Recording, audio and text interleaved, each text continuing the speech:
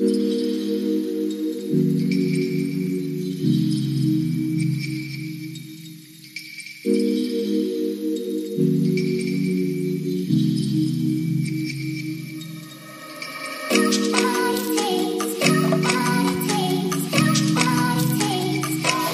guys, welcome and welcome back to the channel. You are very welcome to another video. So guys, let's dive into the video. Okay, in today's video I want to show you how I make my puff puff mix. Actually, I have a video of puff puff mix, like a lot of you have gone into businesses with this puff puff mix. That's to tell you how good it is. Okay, I'm very proud of you all and I'm very grateful you find my recipe helpful and it's fetching you money. Okay, so in today's video I'll be showing you this particular recipe because it's different, only because I'm adding milk flavor. Okay, so I will be answering some of your questions in this video. You don't want to miss any part of it. You don't want to skip actually, because you'll be getting answers to some of the frequently asked questions about this puff puff recipe. So in this bowl I already went ahead to measure 5 cups of flour.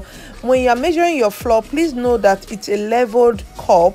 You want to use a standard measuring cup which you can get from a bake shop in the market. So you want to use that, and yeah, I will write all of this measurement and ingredients in the description box. So what I'm doing, I'm actually just using a bowl. Usually I go ahead and use a container with a very tight lid. I have said this before, make sure the container you're using is tight, the lid is tight. You know, that kind of tightness that you have to struggle to open, that's the kind of lid container that you want. Reason is because you don't want any form of hair going into your products. You really do not want that. Okay, so if you are leaving your product in the container, make sure it's airtight. But if you are packaging, then you can just mix in a bowl and package just like I'm doing. So I've added everything, though I've not added salt. I mostly forgot, but at the end I added my salt, and I'm going to give this a good whisk. Like, you want to mix it properly, make sure it's well mixed. Okay, some of you have complained in the past that, oh, the mixture didn't go round, probably because you mixed in a bowl, in a container, and your container doesn't have room to shake out. Like, when you shake it, it doesn't have room to mix properly. So now I'm letting you know you can mix in a bowl, but just make sure the moment you add your yeast, you are very fast to package or put in a container, because once your yeast is added, then you want to be sure that air is not going to stay go in easily. Okay, so my kitchen is well closed, like the weather is okay, my doors are locked. That is why I'm able to do it in a bowl. But if you are where you know there is cold or there is air, please go ahead and mix it in your container and cover immediately. You can see how I'm covering it. This container, you can barely open it by mistake. You have to be really sure you want to open it before you can open. So now our puff puff mix is 100% ready, and yeah, I want to make some just to show you guys the outcome. And in here I have some plantain. This is plantain, it's not banana, and you can also use banana if you want. Okay, I have this overripe plantain, and I was just feeling guilty throwing it away, so I'm just going to combine it in my puff puff and enjoy. So you can see I'm trying to get it all melted, like just yeah, melt it down, and I've done that. And what I'm going to make, because I'm just making this to show you guys how this comes out, I'm not making too much, so I'm going to make 1.5 cup of our puff puff mix. This is not plain flour, this is puff puff mix. Okay, and you can also make this without the plantain. It's me that wanted to add plantain. This is called mosa. If you know what mosa is, this is called mosa, but I'm not adding onions or any other thing. I'm just using the plantain and some atagungun, which is dried grounded pepper, and yeah, that is all. Now I'm showing you guys the temperature of my water. What you need is a lukewarm water. You don't need a boiled water, like not very hot water, else your yeast is going to condemn. So you need a lukewarm water, the one that when you put your finger inside, your finger can tolerate it like easily. Okay, so what I'm doing now, I'm just adding water gradually. there is a consistency you want to achieve. So I can't really tell you, oh, use this amount of water because of the banana I added. You get, you know, depend on how much plantain or banana you are using. So you need to control your water because the plantain or banana is moist already. So I'm just going to eyeball my water, which is what I've done already. But this is the consistency I want. You don't want it too runny, because once the yeast activates, it's going to get softer. So you want to get a very sticky hard dough or batter. Okay, so when it activates, everything is going to look perfect. For yeast, I use this STK instant yeast. Okay, I don't use self-raising, or what do they call the other yeast? I use instant yeast. I don't have to activate my yeast in water and sugar before I use it. I use it direct. Even if I'm making donut or whatever, I use it direct. I don't get to activate it. But if you don't trust the container you are storing your yeast, you can go ahead and check with a little portion to see if your yeast is still active by using sugar and water method. So my yeast is well covered. Like, I always protect my yeast very well, so I have no fear that this is condemned. Okay, so you can see the batter, the consistency of this batter. This is what I want. And yeah, I'm going to cover this up and allow it to proof. Please, apologies to each and every one of you that doesn't like me talking too much in my videos. I have no choice. I need to talk so others can learn. Okay, so I'm going to cover this with leather because the weather is quite getting cold. You get, so yeast have to be in a warm place, and I don't intend to on my oven or microwave to get this warm. So I'm just going to use leather and add a pot lid, and yeah, this is going to proof fast the way it is already. So let's wait for this to get ready.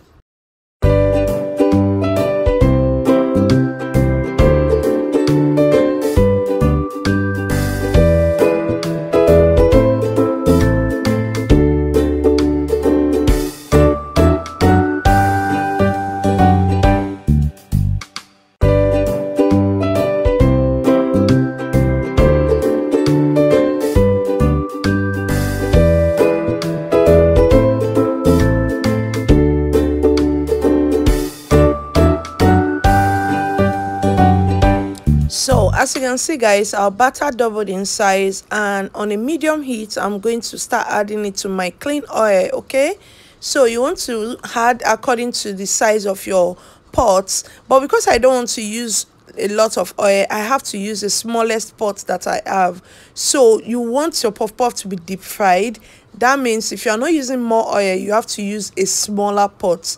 You can't use a big pot or a big pan when you're using small oil, okay, because it won't deep fry, and that will not make it come out well. It will definitely come out like you're frying akara. So let me answer another question. One of you asked in the comment section in one of my videos, how long does this puff puff mix last? As you can see, I didn't add preservative to it, and I have done a test check, and this lasted for 3 good months. 3 months. In fact, I know it will last longer, but I did a test with 3 months content that I saved, and it came out perfectly. It tasted just like I just made it. Okay, so I can vouch that this can last 3 months without preservative. You can try to keep it longer and then tell us what it tastes like. Yeah, so this is very perfect. You can see how golden this is coming out. This tasted so well, and if you want to add anything, you can go ahead and add. But making your puff puff mix, please try not to add milk, full cream milk. Okay, I've said it several times, don't add full cream milk because it's going to make it stale easily, like faster. You're not going to like it. You can add your dried grounded pepper, but I have no idea how long that will last. Remember, when you store your dried grounded pepper in your container, within like a month or even less, your grounded pepper tends to change color. So imagine that in your puff puff mix with yeast included, how it's going to come out. So you don't want to give you don't want to waste your stuff. You just probably, if you want to try it out, you can try it with a smaller portion. But yeah, I haven't tried using any of that because it won't come out well. With my knowledge, I know it won't come out well. So let me know in the comment section if you find this helpful, and if by now you haven't subscribed, please do well to subscribe to my channel, like this video, comment on this video, share my videos, and yeah, I will always try my possible best to bring you valued content. I will always try to let you all know what I know and learn from what I know. Okay, so I'm just going to continue frying, and I'll talk to you soon.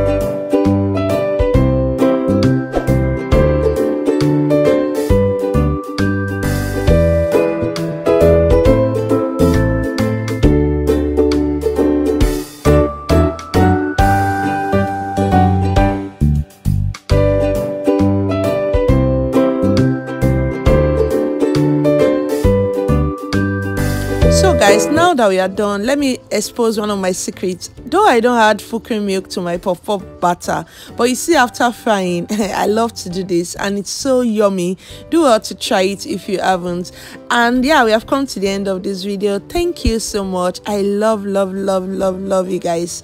Bye.